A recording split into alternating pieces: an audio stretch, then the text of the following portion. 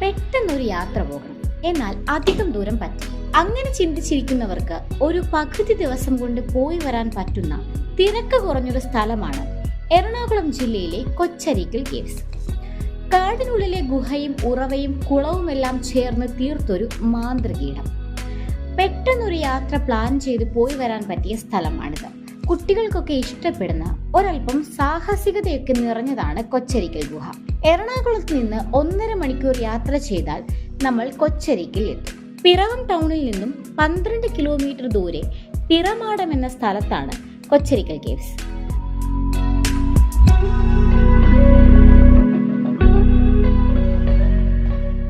വൈകുന്നേരങ്ങളിൽ കുടുംബവുമൊത്ത് കുറച്ചു സമയം ഇവിടെ ഇരുന്ന് ചെലവഴിക്കാം. അധികം അറിയപ്പെടാത്ത സ്ഥലമായതുകൊണ്ട് തിരക്ക് കുറവാണ്. പാർക്കിംഗ് ഏരിയയിൽ നിന്ന് കുറച്ച് മുന്നോട്ട് നടക്കുമ്പോൾ തന്നെ ഗുഹാ സങ്കേതങ്ങൾ കാണാനാകും. മുത്തശ്ശി മരങ്ങളുടെ വേരുകളിൽ ഒളിച്ചിരിക്കുന്ന അതിപുരാതന ഗുഹകളാണ് ഇവിടുത്തെ പ്രത്യേകത. താഴേക്ക് ഇറങ്ങുമ്പോൾ തന്നെ ചുറ്റും പച്ച വിരിച്ചു നിൽക്കുന്ന വലിയ മരങ്ങൾ കാണാം. കാടിന് സമാനമായി വളരുന്ന ഈ വടവൃക്ഷങ്ങളാണ് ഇവിടുത്തെ ആകർഷണങ്ങളിൽ ഒന്ന്. എന്തൊക്കെയോ രഹസ്യങ്ങൾ ഒളിച്ചിരിക്കുന്നത് പോലെ തോന്നും ഇവിടെ നിൽക്കുമ്പോൾ. 2 ഗുഹകളാണ് ഇവിടെ ഉള്ളത്. അതിൽ ആദ്യം കാണുന്ന ഗുഹയിൽ നിന്ന് ഒരു തെളിനീരുറവ ഉത്ഭവിക്കുന്നു. ആ ഉറവയിലെ ജലം അരുവിയായി താഴേക്കൊഴുകി തൊട്ടടുത്തുള്ള കുളത്തിൽ നിറയും. ഗുഹയിൽ നിന്ന് ഉത്ഭവിക്കുന്ന ഉറവയിലേക്ക് ശുദ്ധമായ തെളിനീരാണ്. ഇവിടെയുള്ളവർ കുടിക്കാൻ ഉപയോഗിക്കുന്ന വെള്ളമാണ് ഈ ഉറവയിലേത്. ഏകദേശം ഒരാൾ പൊക്കത്തിൽ വീതിയുള്ള ഗുഹയ്ക്കുള്ളിൽ 40 പേർക്ക് വരെ അനായാസമായി നിൽക്കാനുള്ള സ്ഥലമുണ്ട്. ഗുഹയ്ക്കുള്ളിലേക്ക് നീരാളി കൈകൾ പോലെ മുത്തശ്ശി മരത്തിന്റെ വേരുകൾ പടർന്നിരിക്കുന്നു. ഈ വേരുകളിൽ ചവിട്ടിയാണ് ഗുഹയ്ക്കുള്ളിലേക്ക് പ്രവേശിക്കേണ്ടത്. ഗുഹയുടെ തൂണുകളാണെന്ന് തോന്നും ഈ വലിയ വൃക്ഷത്തിന്റെ വേര് കണ്ടാൽ. ഗുഹയെ ചുറ്റിപ്പറ്റി നാട്ടുകാർ പല കഥകളും പറയുന്നുണ്ട്.